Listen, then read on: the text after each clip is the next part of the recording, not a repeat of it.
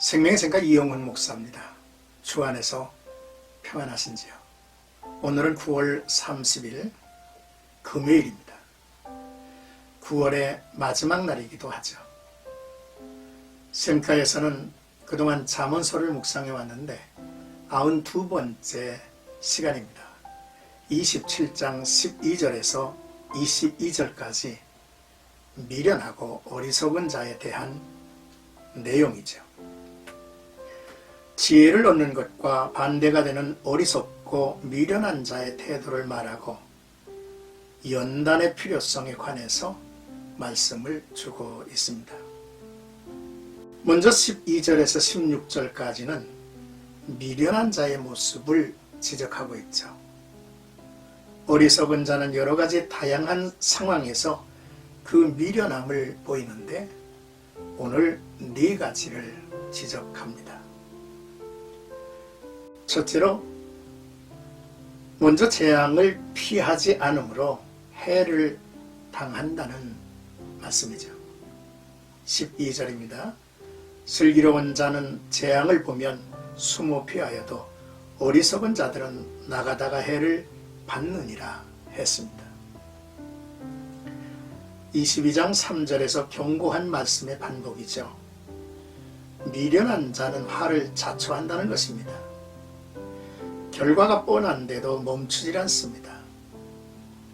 재앙을 보고 숨는다는 것은 자신의 안전을 위해서 반드시 행하여야 할 일을 회피한다는 것이 아니라 선한 목적이나 의로운 명분이 없이 해롭고 위험한 길에서 자신을 지키는 지혜를 말하죠.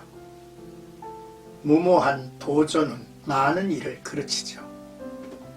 때를 기다리는 지혜가 있어야 합니다. 다윗도 자신의 때가 될 때까지 기다렸고 숨어 지내기도 했죠.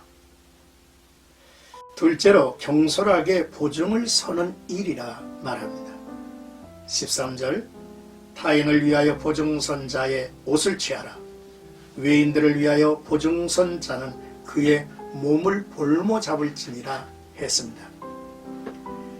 지혜롭게 행하는 자는 타인을 위해 보증 서는 것을 경계하죠. 옷을 빼앗기고 몸을 볼모 잡힐 수 있기 때문입니다. 그렇습니다. 상대방이 신뢰할 만한 사람인지 아닌지도 알지 못하면서 보증을 서는 것은 화를 자초하는 어리석은 행위죠.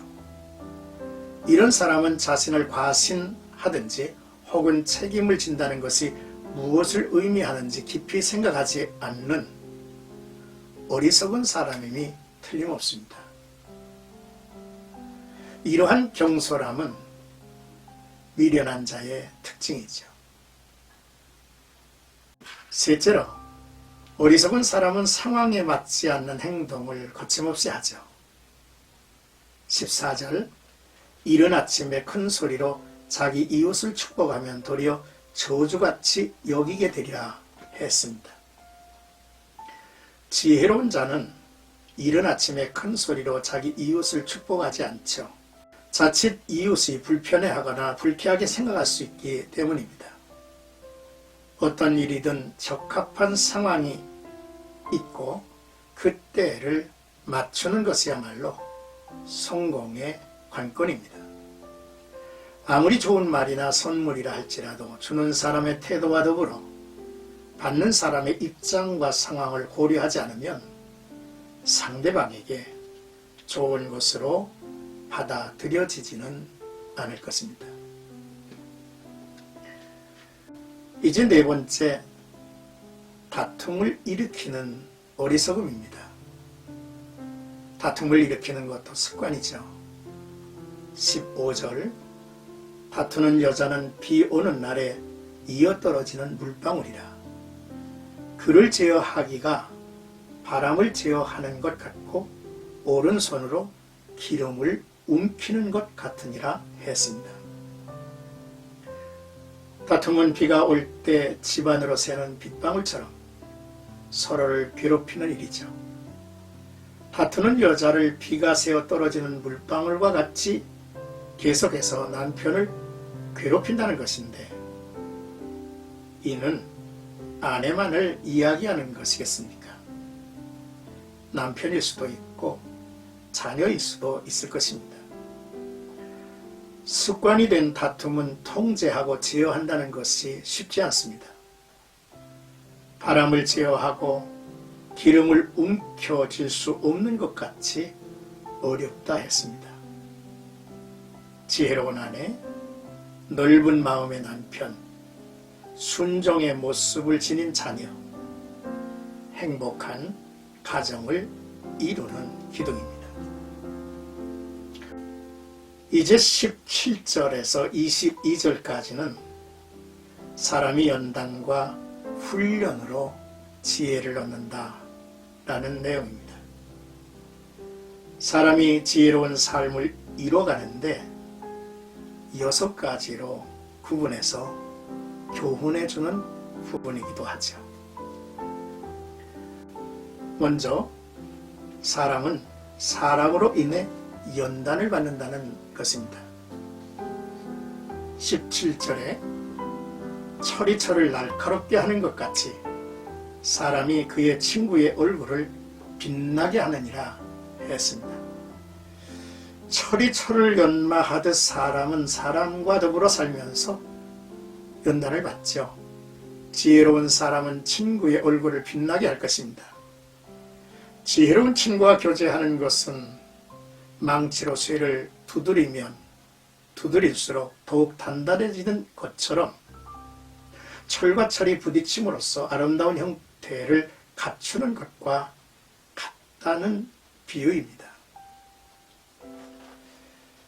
그러나 힘들게 하는 친구까지도 있어서 우리에게 유익을 주는 예도 많이 있죠.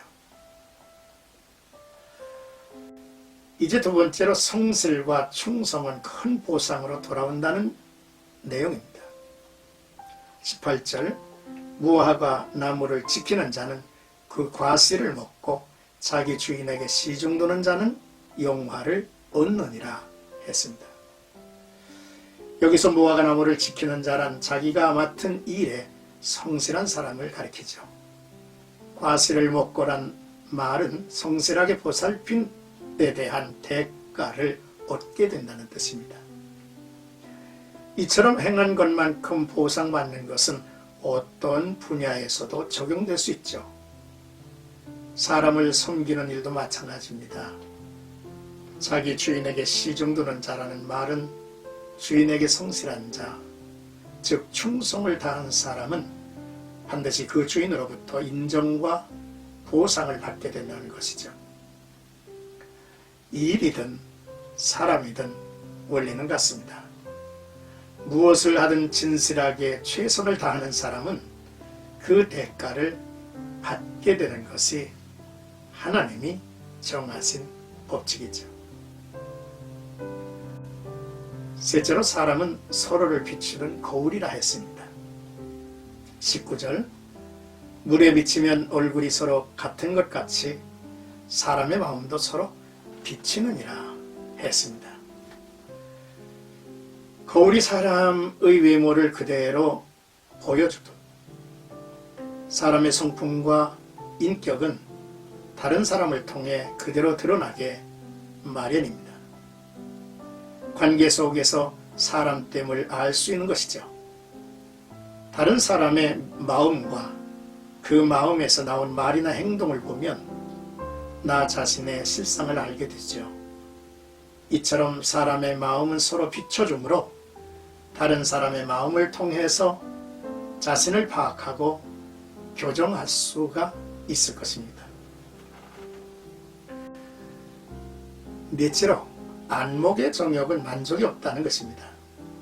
20절 수월과 아바도는 만족함이 없고 사람의 눈도 만족함이 없느니라 했습니다. 인간의 만족할 줄 모르는 욕망을 눈으로 비유함으로써 엄중히 경고합니다. 지옥은 무수한 사람이 죽어가도 배부르다 하지 않을 것입니다. 사람의 눈이 그렇다 하죠. 정보의 통로로서 보는 대로 욕망을 갖게 되죠. 눈으로 보고 마음으로 원하면 욕망의 시작입니다.